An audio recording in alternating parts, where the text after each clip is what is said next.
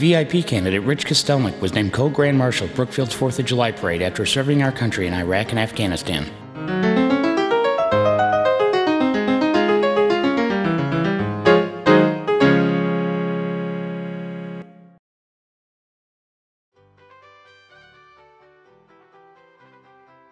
This is the downtown section of Brookfield, adjacent to the Prairie Avenue train station.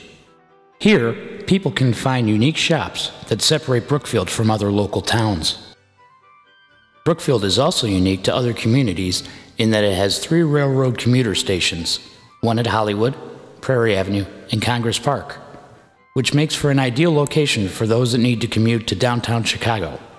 Brookfield is also in close proximity to all major highways and toll roads for those that need to travel elsewhere.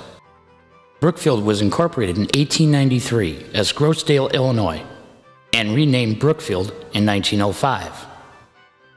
Well known for our world-famous zoo, this community of over 19,000 has many families that have been here for generations that take pride in our village, which is evident by our great schools and park systems.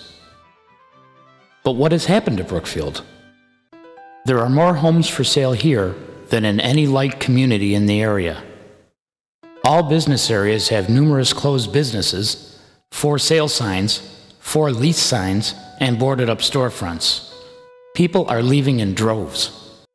There is no doubt that we are in an economic slow period, but it is being fueled in Brookfield by Cook County President Todd Stroger's 1% sales tax increase and Brookfield President Mike Garvey's additional 1% sales tax. Incredibly, this makes the village of Brookfield the 2nd highest tax community in the entire nation. Is it that businesses no longer can afford to do business here? Recently, Broadway Avenue business owners were told that they must pay to pave the alleys behind their businesses. No discussions, no vote, no other options. This additional financial burden at this time will undoubtedly force more out of business. There are 2 recent condo developments that are languishing on the verge of bankruptcy.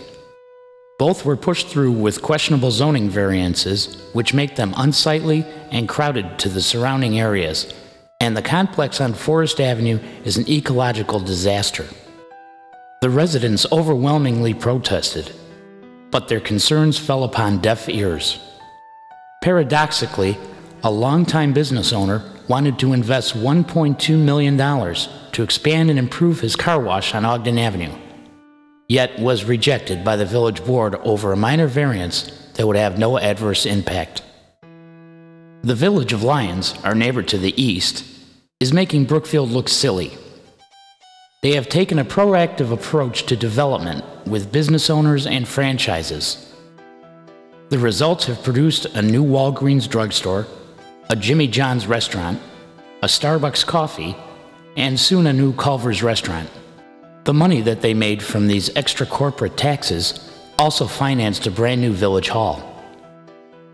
All of this despite not employing a village planner. The village of Brookfield has 2 planners on their payroll. Their draconian approach to zoning and lack of imagination and effort has resulted in no economic development in Brookfield. The bloated village administrative payroll, fueled by excessive numerous raises, has resulted in cutbacks in necessary areas. The pedestrian bridge that crosses Saul Creek along Brookfield Avenue has finally been replaced after 5 years. During that time, it was engineered and re-engineered a total of 4 times, costing taxpayers more money while creating a safety hazard for commuters and citizens, especially during inclement weather. The cost overruns at Ellert Park have been extraordinary.